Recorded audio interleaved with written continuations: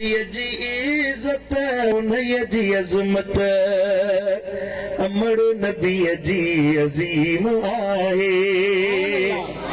उन्हीअ जी इज़्ज़त उन्हीअ जी अज़मत अमर नबीअ जी अज़ीम आहे।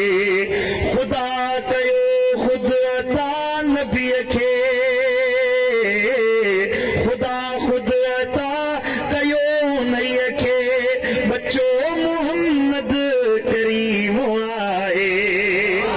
है ख़ुदा कयो ख़ुद अता उन्हीअ खे बच्चो मोहम्मद करीम आहे। उन्हीअ जी इज़्ज़त उन्हीअ जी अज़मत अमर नबीअ जी अज़ीम आहे।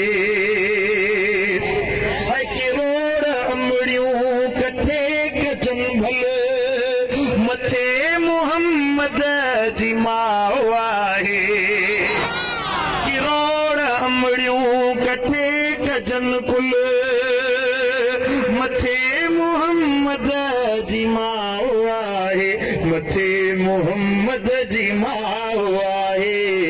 मथे मोहम्मद जी माउ आहे। ईमान वारी ई कान वारी मने न जो सो सकीन आहे। जो नव महीना नबी मुकरम रहायो जी जल हो पेट पंहिंजे। जो नव महीना नबी मुकरम रहायो जी जल हो पेट पंहिंजे। हजर शजर उन अॻियां झुकी पिया अमा इनाज़े हरीम आहे। हजर शजर सब झुकी पिया हजर शजर सब झुकी पिया उन अॻियां अमा इनाज़े हरीम आहे।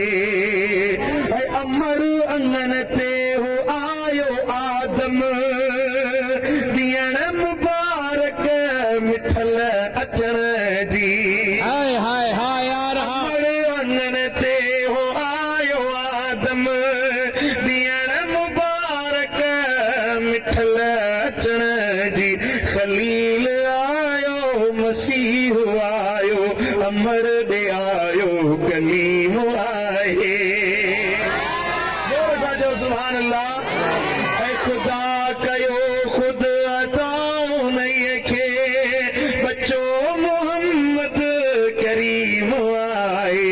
उन्हीअ जी इज़्ज़त उन्हीअ जी अज़मत अमर नबीअ जी अज़ीम आहे। दिल पर सही तो फरमाए है नबीअ जी निस्बत मिली जहीं खे उहो ई बरतर उहो ई बाला।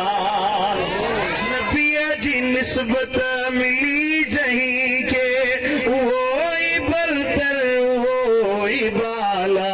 उहो ई बरतर उहो ई बाला। ही दिलबर साईं नबीअ जो नौकर उन्हीअ ते फज़ले अमीम आहे। ही मुर्शिद दिलबर साईं सदन जो नौकर उन्हीअ ते फज़ले अमीम आहे। ख़ुदा कयो ख़ुद अता उन्हीअ खे बच्चो मोहम्मद करीम आहे। उन्हीअ जी इज़्ज़त उन्हीअ जी अज़मत अमर नबीअ जी अज़ीम आहे।